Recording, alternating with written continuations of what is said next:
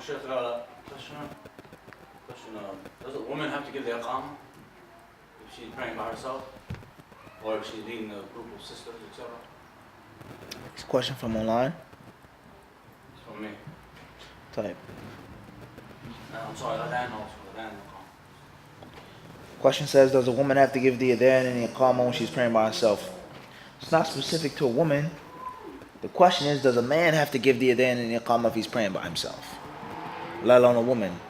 Does a man have to give the Adhan and the Iqama when they're praying by themselves? Is that mandatory? Masjid, Jama'ah, different story. Preferable, recommended, different story. Mandatory, that's a different story. Man and woman. The ulama of Islam, they differ on the legality of a woman making the Adhan. And the Adhan for the Nisa. Whether it is permissible or not, what's important is that you as a single Muslim don't necessarily have to make the Adhan and the Iqama when you pray by yourself. It's not necessarily mandatory. These things have been legislated for a congregation. As we said in Atlantic City, unity, congregation. It's made to qad qamat as-salah, someone to hear it. As-salatu khayrun min an-nawm, for people to come. You're praying by yourself. Doesn't mean that it's disliked to do it, but it's not necessarily what? Mandatory, according to many other people of knowledge. For men and for women. The ulama of Islam, they differ on a woman making the Adhan, period. When there is female congregation. It being valid and from the deen, let alone mandatory. Wallahu alam.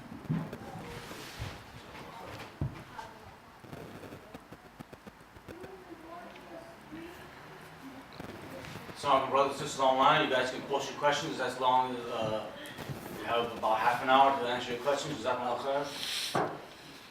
Please ask your question in the following format. Jazakumullah khair.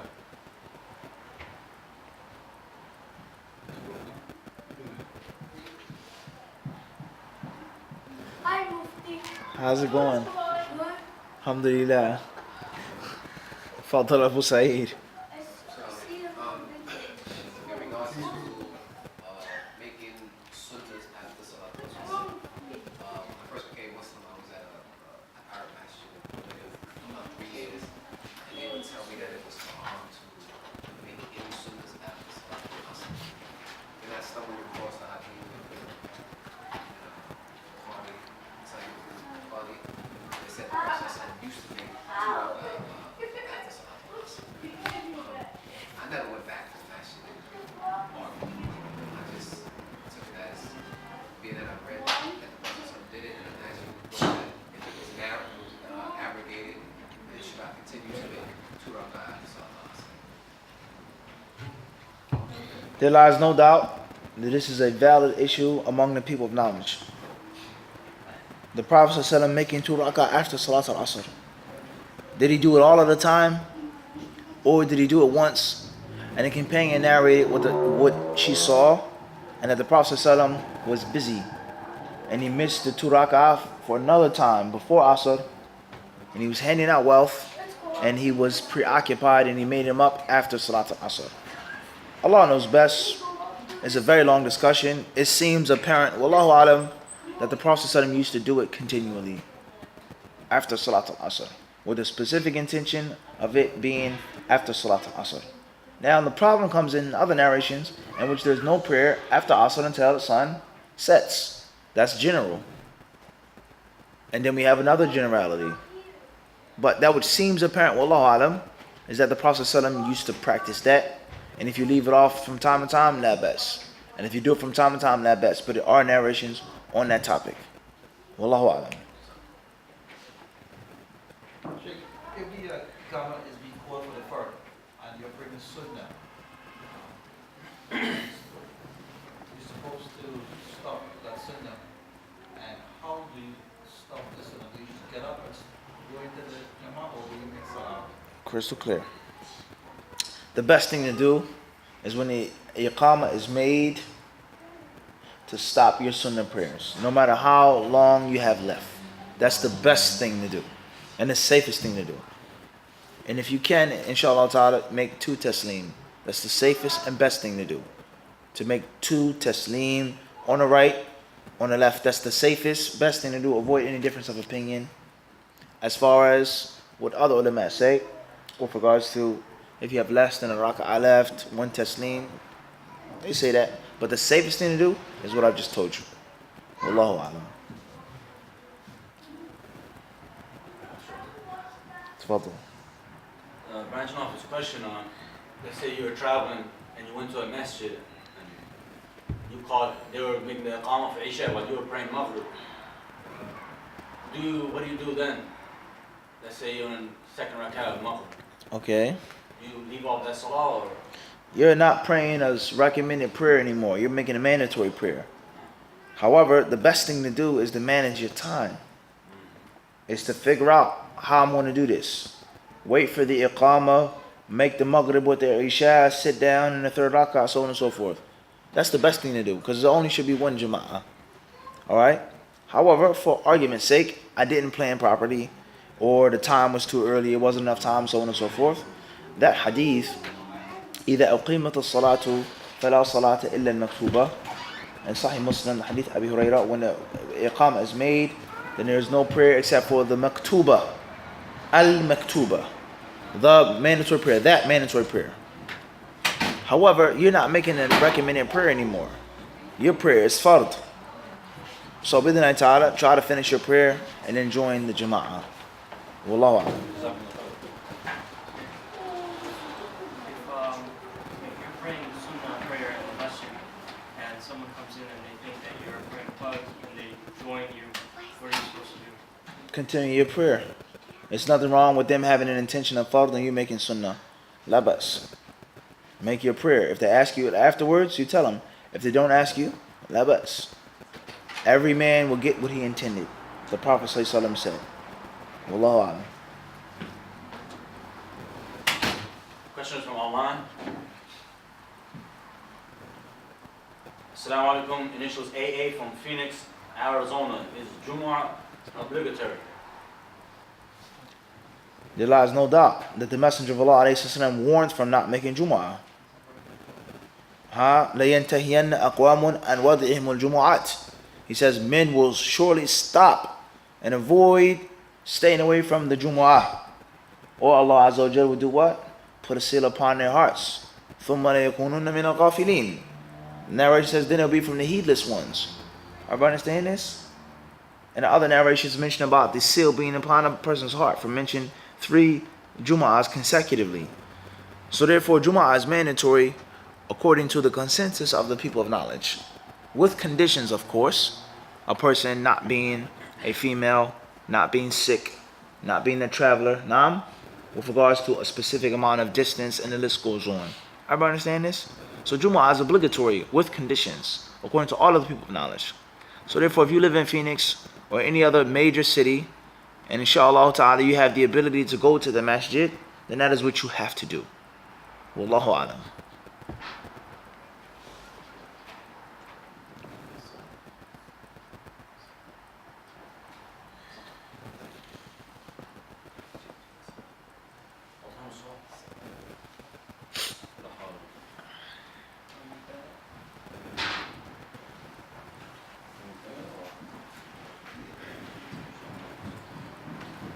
You got a driver license? You got a driver license? Yeah. Can you ask them? Because you're not putting the question in there. Allahu Akbar. Well, a request or a reminder for the brothers and sisters who wish to post their questions in the chat. Please stick to the requested format. Name, first and last, or at least the initials, city and state. City and state, bid'nai ta'ala. Or province, section, and country. Inshallah ta'ala. Jazakumullah khairan. Question Brother Abdul from Birmingham, UK. Is it sunnah to wear a turban? Not necessarily. It's not sunnah to wear a turban. It's sunnah to wear a turban. Bi'idhnillah, hopefully, if you have the intention of mimicking the Prophet sallallahu alaihi wasallam. And that is obviously wearing a turban that the Prophet ﷺ wore. A common mistake that many people make by wearing a turban and thinking and saying that it's a sunnah, absolutely, which is a mistake. There's no authentic hadith about the virtue, the superiority, or the excellence of a turban, let alone turban in the salah. The problem is, if you're wearing a turban because you feel it's the dress of the Muslims, that's fine. You want to look at the Prophet, that's fine. However, how was the Prophet's turban? The people of knowledge,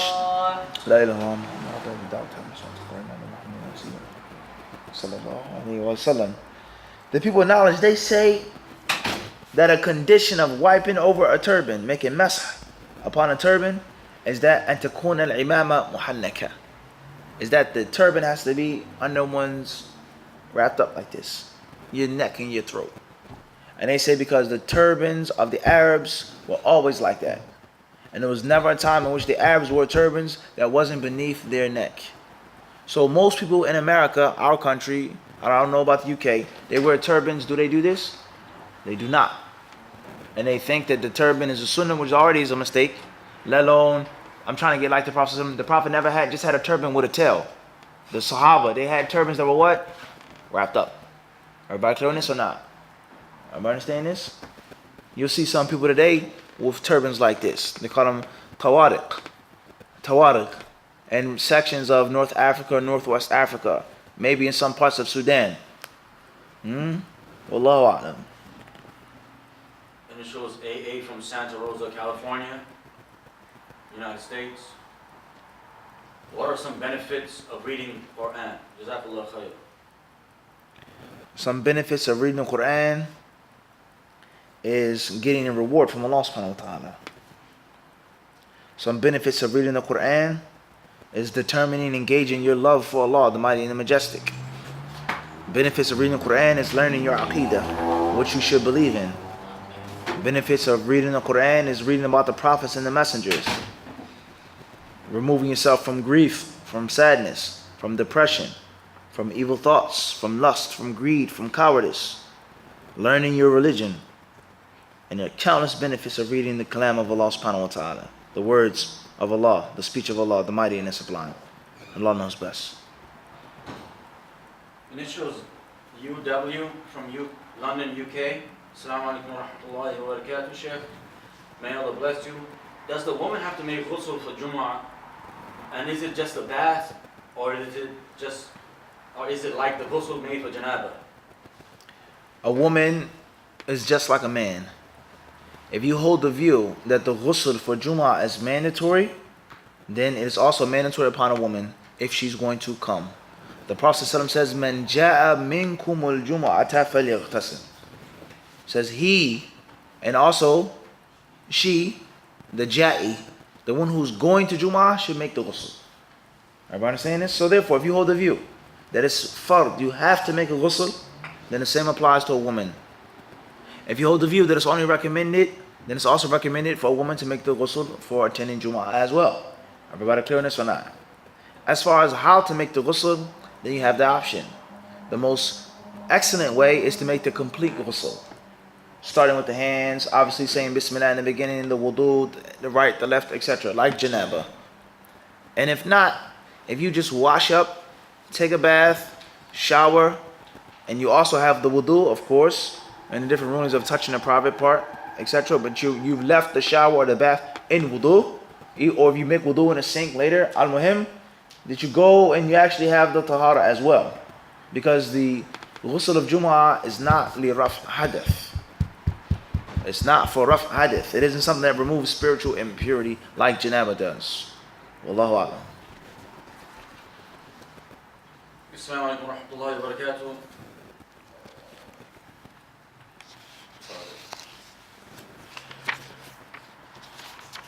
Mentions MA from Birmingham, UK. Assalamu alaikum, Ustad. Should I help my mother and sister in cooking? Is that considered as feminine? Question from Birmingham. Wa alaikum assalam wa rahmatullahi wa barakatuh. Dear disciple and brother in Islam. No, it's not feminine. Aisha radiallahu anha, when she was asked, what did the Prophet ﷺ do when he was in the household? She said, كَانَ فِي خِدْمَةِ أَهْلِهِ. أو في مهنة أهله, that he used to help his family out. He used to serve his family in Sahih Bukhari. And when the adhan was made, خرج إلى الصلاة, he would go to the masjid. So therefore, it isn't feminine or unmanly to help out your wife or your children or your daughters in the household in general. Obviously, there are certain things which are feminine, no doubt. Things that are specific to the female sex, without a question, in the household. But in general, you're no less of a man of doing chores, cooking or cleaning or helping people out, sewing. The Prophet ﷺ mentioned sewing up a stitched garment. It's not feminine. The Prophet was the greatest warrior, the bravest of men. And he did these things. No? It's not feminine. Now your culture, that's a different story. And that's the problem with culture and sunnah. The culture becomes dominant. My culture, never ever go into the kitchen. And I met men like this. They didn't know how to cook an egg. Wallah al-azim. One brother didn't know how to open up a can of pineapples in Medina. He says, my whole life I've never ever went into a kitchen. Ever. And if I go to a kitchen, I'm considered to be like, soft. Tayyib. That's fine. That wasn't the way of Muhammad alayhi salatu wasalam. So it's not necessarily feminine, not according to the sunnah, nor just common sense. Some of the best chefs are what? Men. Nah, I'm not a chef, akhi. Some of the best chefs are what? Are men. There's nothing wrong with that. And we all know, a man cooking, preparing a meal, considered to be romantic. Helping out your wife, cooking for your wife, it's not feminine. Bidnai ta'ala. Inshallah, you help them out. So maybe you cook by yourself. But like I said, there are certain issues which could be what? Feminine, no doubt. The girls are having a girly type of, thing in the kitchen. Making these type of cakes or these muffins. The little girls, your mom, that's a different story. You see what I'm saying to you? There are certain things. Nah. Wallahu a'lam. No, I didn't say baking a cake is feminine. There's nothing wrong with baking a cake. I said certain things. You have like certain things are specific. The mother has the little girls. They're having a female get together in the kitchen. That's a different story. Naam. Wallahu a'lam. It's just like pink. The brother said, someone said, you shouldn't wear pink socks. He posted on one of the videos when I mentioned one of the brothers in Brooklyn who was hating on my pink polo socks. And he said it's not from the way of our people. Pink or certain types of pink, without a doubt, is specific to the cause of breast cancer. Not all shades of pink. That's a mistake. Let alone if it isn't pink, if it's fuchsia. Everybody understand this? Let alone the fact that there's certain things that you can wear that are pink that's not necessarily feminine. And there's certain shades, colors, and styles that you can wear which are what? Totally feminine. Black, blue, white, which is tailored for a woman. So you can't mix things up. They don't belong, in one place. And the same applies to baking a cake or cooking. Certain things could be feminine, and certain things are not necessarily what? Feminine. Wallahu a'lam. They said the shirt color is salmon. Salmon, all types of titles. Wallahu a'lam. Inshallah, the question here. Initials HA from New York. Do you move this finger as well? Sorry. This guy, he's answering. This question is not correct. But this question was about, do you keep the finger straight? You had explained in the video before, a while back. Do you keep your finger straight or do you move your finger in Tashahhud? The correct view, inshallah, is to keep it still and not to move it. That's not what all of the ulama agree upon. Many of the great scholars of Hadith have the view that you should move it and wiggle it. La bas, if that's what you've been taught, if that's what you're convinced with. The view that I feel is strongest is to keep it still and not to move it. Wallahu a'lam. Also, do you keep your finger up and moving? Or It's optional, inshallah. yes, as you give it to sleep? It's optional. Once you make taslim, the prayer is finished. Initials AA from Santa Rosa, California. Assalamu alaikum wa rahmatullahi wa barakatuh. Is it permissible or obligatory to cut family ties from certain people that harm you? For example, magic, magicians, jazakallah khair. If somebody is practicing sihr and they know what they're doing and you don't have the ability to stop them or to give them real advice, then cut them off without a doubt. But somebody may be practicing sihr and they may not even know that it's haram. They may not even realize that it's bad. They may think that this is good sihr. white magic. They may think that this is friendly sihr to help people out. And it's nothing wrong with it. And if you say the sihr is haram, then you're a Wahhabi, and so on and so on and so forth. They may be that ignorant. Talk to them, advise them, and teach them what Allah says about sihr and what the Prophet says about sihr. As far as if they're evil and they know what they're doing is wrong and it's bad and it's harmful, then stay away from them. Avoid them. Wallahu alam. Assalamu alaikum from Columbus, Ohio. Initials AM. Ruling on shaking hands of opposite gender in workplace / school, businesses, etc. And what to do in these situations if one cannot shake the hand. Don't shake the hand of a woman or a man in which there is no mahram relationship between. If she isn't your sister, your daughter, your aunt, and the list goes on of the women that you're a mahram for, do not touch her hand. Vice versa for both sexes. Don't shake their hands. Old or young. A little small tiny baby, we can't necessarily say it's haram, but the point is, don't shake the opposite hands, the opposite sex hand, period. Everybody clear on this? That's first and foremost. As far as what to do, then there's several ways. The first way is to hold your hands behind your back, as many business people do. They already have their hands behind their backs when they greet you. Secondly is to make a simple, humble gesture. Oh, no, sorry. Some non-Muslims, they understand. They get it. Some non-Muslims may be offended. Some non-Muslims, you can explain to them. I'm sorry I didn't shake your hand. I have religious beliefs. I'm not allowed to touch the hand of a woman, so on and so forth. Some non-Muslim women may say, it's dishonorable for me to touch a woman outside of my family. I consider you to be... They may come to Islam when you tell them that. Some may be offended. Everybody's different. Some people you may have to say, my hand is a little dirty, or whatever. I sneezed, which maybe you did sneeze. Germaphobe. Al-Muhim, what's important is trying to use wisdom. Trying to use wisdom.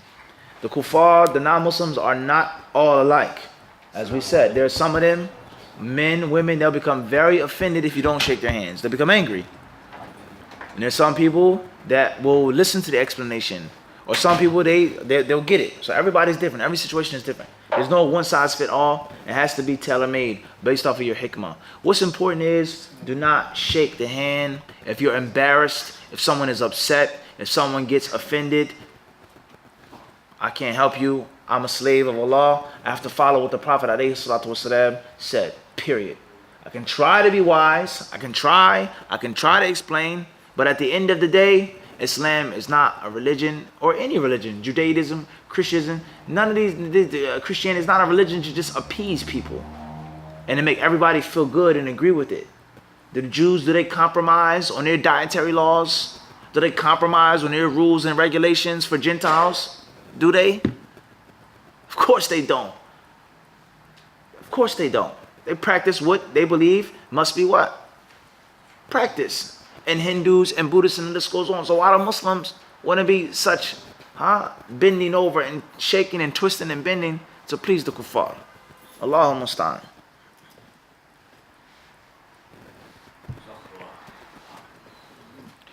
Sallallahu sallam wa barak ala abdihi wa rasulihi Nabi Muhammad. Jazakumullahu khairan.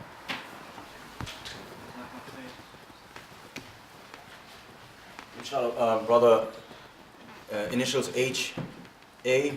Hanan Aslan. If you can go on Mufti Q&A, there's a very detailed video about the Prophet's prayer described. Inshallah ta'ala. Jazakumullah khair.